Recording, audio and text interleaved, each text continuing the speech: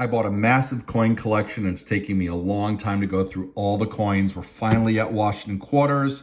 Stay tuned.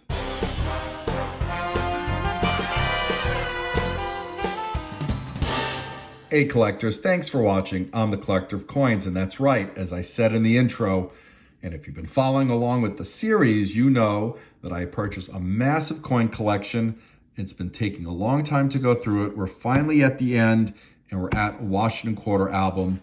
We're going to look for varieties. I did already pull out the key dates, which are the 32D and S, and already sold them to collectors. So this is a complete album with the exception of the 2K dates, but it did come with it. I also pulled out this 36S because that's also a better date, low mintage. Regardless, we're going to go through this. Now, this collector ended up, overloading this album, so there could be a lot of silver hidden in these pages. We'll take a look together. In the meantime, please subscribe to my channel if you're not yet a subscriber. Remember to turn on posting notifications. Sit back and relax, and we'll go through each of these if there's an error or a variety that's worth looking at. And right out of the gate, we got some duplicates in here. I'm not going to complain for getting additional silver.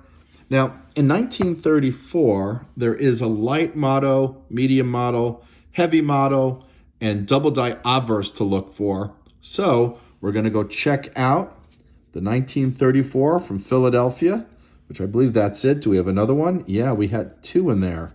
All right, we'll take a look. Hey, if you want one of my coin mats, there's a link down below in the description where you can get one. All right, well, here we go. We're looking at the 1934 from Philadelphia.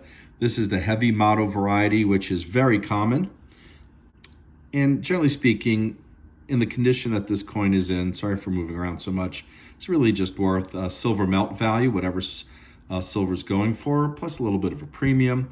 I don't see the double die on any of the devices here. So unfortunately, that's not it. Now we'll take a look at the other 1934. That's also the heavy motto. And again, we're looking at the date. We'll look at Liberty to see if there's any double die indications, and there are not. So unfortunately, this is not the double die obverse. It's an interesting shadow there, but I think that's from wearing contact marks. I don't think that's a clash die at all. We probably see more evidence of that. This is a heavily worn coin. I'll get this out of the spotlight, as is this one. All right, well, we'll take a look at some others, and I'll pull you in if there's anything really interesting to see. Well, as you can see, there are a number of semi-key dates here, the 34D, 35D, 36D, 37S, 38S, and 39S. Those are semi-key dates. I'll pull them out, but I looked at the value of them based on the condition that these are in. They're worth maybe about $2 or $3 more than melt each. So since they're harder to find, and notably, we're looking at low mintages, like 1 2/3 million in 1937S, 5 million, 5 million. I mean, they're lower mintages, relatively speaking, not as low as these, right? But they're harder to find for collectors, so I'll pull them aside and not put them in a bag full of melt silver so that people can find these a little more easily. All right, well, we'll keep going through the album, and we'll look for more coolness. All right, so this is going to be interesting. We got 8 coins right here. I'm going to take each of these out, and we'll see actually how many coins are in here. I suspect we might be looking at least 10. All right, I was wrong. Those few were not overstuffed, but I wonder what we're going to come across elsewhere in this album. Again, we're going to look for some varieties. All right, so we're going to look for the 42 out of Denver double die obverse and the 1943 either Philly or San Francisco double die obverse. Well, here's the 42 Denver, not the double die obverse at all. Pretty worn.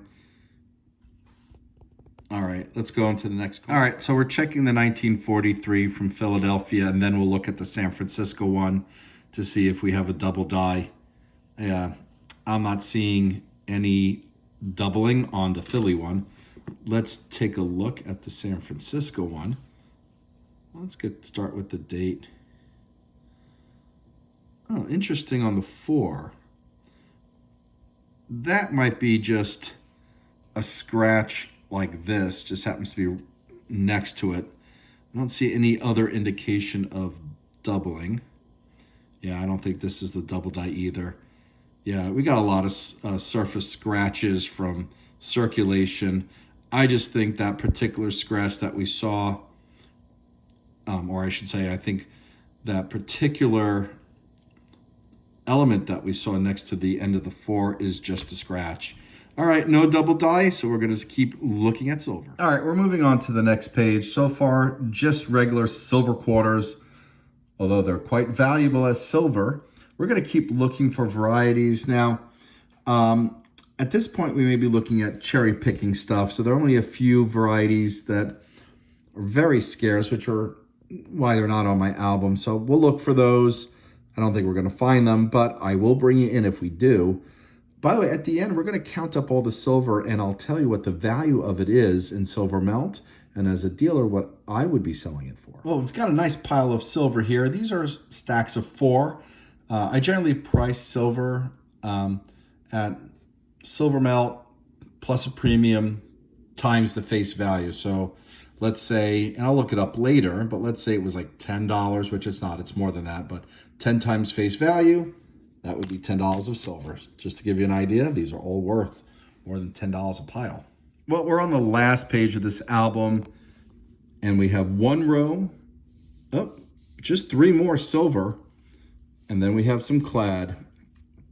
I don't think any of these came out of SMS, but there's some nice ones. At 67, 65 look maybe almost uncirculated. I'll check the value. I'm not sure if they're really worth a premium. I just may put them back into circulation. We got 1970D, and if I remember correctly, there's a double die variety we could look for. Now, most of this collection was assembled before the 80s, so I'm not surprised that this ends in 1970. Still a great album. What a beautiful, beautiful album that was produced at the time. It's really sad that this style is not produced anymore. 58 and 68. Wonder if this one was produced in 68. A lot of the ones that we looked at together during the series were produced in 58. Anyway, we'll get the silver out. We'll take a look at the clad, and then we'll estimate the value here. That's a lot of silver. All right, well, let's get this into focus here. We're looking at the 1970 Denver quarter. It's in really nice shape. It's not uncirculated, but we are looking for the double die obverse variety. Yeah, I don't see any doubling on any of these devices. All right, so it's just a quarter. All right, so what we have here is what we get: $18 worth of silver and 75 cents, $18.75. So let me take a look at what silver is currently at. All right, well, at the time that I'm recording this, silver is at $22.71 an ounce. All right, so silver melt value of 90% silver would be $16.50 for every dollar face value. So let's call it $16.50 times face value. That's roughly melt right now.